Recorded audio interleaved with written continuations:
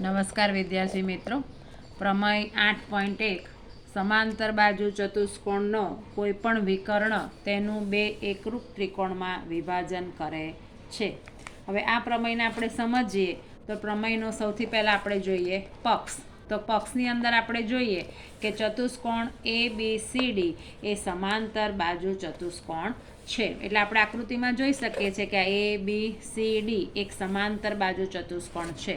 હવે પક્ષની અંદર આપ્યું છે આપણને પ્રતિજ્ઞામાં કે કોઈ પણ એક વિકર્ણ, એટલે આ AC છે એ વિકર્ણ છે, એટલે આ વિકર્ણ દોરવાથી આનું બે ત્રિકોણમાં વિભાજન થાય છે. તો આપણે સાધ્ય લખીએ કે એક ત્રિકોણ છે ABC, એટલે કે ABC એકરૂપ ત્રિકોણ CDA, એટલે કે આ બે ત્રિકોણો સરખા છે એવું આપણે સાબિત કરવાનું છે સાધ્યમાં. તથા બીજો ત્રિકોણ થશે અહીંયા BCD. જો આપણે બીજો વિકર્ણ અહીંયા દોરીએ, આપણે આ BD વિકર્ણ, તો BCD અને DAB એ બે ત્રિકોણો સરખા છે એવું આપણે સાધ્યમાં સાબિત કરવાનું છે. ફરી એકવાર જોઈ લઈએ પક્ષ. તો કે ABCD એ સમાંતર બાજુ ચતુષ્કોણ છે અને આ ABC અને CDA આ બંને ત્રિકોણો એકરૂપ છે. અને અહીંયા આપણે વિકર્ણ જો બીજો BD દોરીએ, તો આ BD વિકર્ણ દોરીએ તો BCD અને DAB એ પણ એક ત્રિકોણ એકરૂપ છે એ આપણે સાબિત કરવાનું છે. કોઈપણ પ્રમેય જ્યારે આપણે તૈયાર કરતા હોઈએ ત્યારે એની પક્ષ, સાધ્ય અને આકૃતિ તૈયાર કરવાની, ત્યાર પછી જ એની સાબિતી કરવાની. હવે આપણે એની સાબિતી જોઈએ. તો કે સમાંતર બાજુ ચતુષ્કોણ ABCDના જે વિકર્ણ છે, તો કે અહીંયા વિકર્ણ AC છે. વિકર્ણ AC દ્વારા તેનું બે ત્રિકોણ ABC અને CDA, ABC અને CDA આ બે ત્રિકોણ મળે છે. હવે આને આપણે એકરૂપ સાબિત કરવા છે.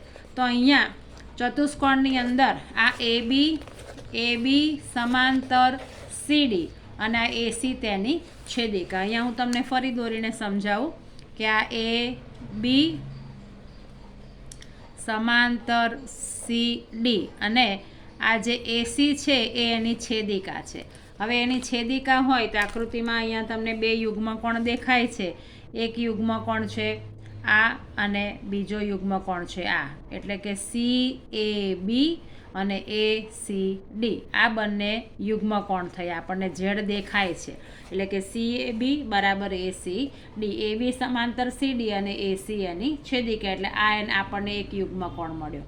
ત્યાર પછી હવે ચતુષ્કોણની અંદર હવે આ અને આ, એટલે કે BC સમાંતર AD, BC સમાંતર AD અથવા DA અને AC એની છેદિકા મળે.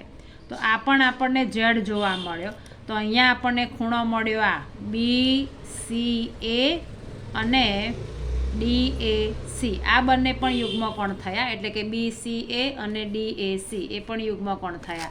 એક આ રીતનો ઝેડ અને એક આ ઝેડ, આ બંને યુગ્મકોણ થયા.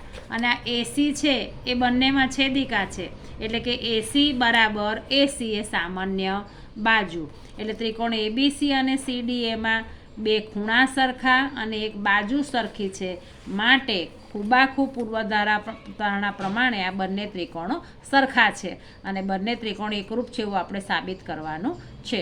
તે જ પ્રમાણે વિકર્ણ BD લેવાથી BCD અને DAB પણ સાબિત થાય. એટલે આપણે ડાયરેક્ટ આ લખી દઈએ છીએ, આની આપણે સાબિતી આપવાની જરૂર નથી. અહીંયા ધારો કે આપણે આ ચતુષ્કોણ લઈએ ABCD, તો એવી રીતે જો આપણે આ વિકર્ણ BD લઈએ તો આપણને આ BCD અને DAB પણ સાબિત કરી શકાય. તો અહીંયા આ પ્રમેય પૂરો થાય છે. વિડીયો ગમે તો ચેનલને લાઈક અને સબસ્ક્રાઈબ જરૂર કરજો. Thank you.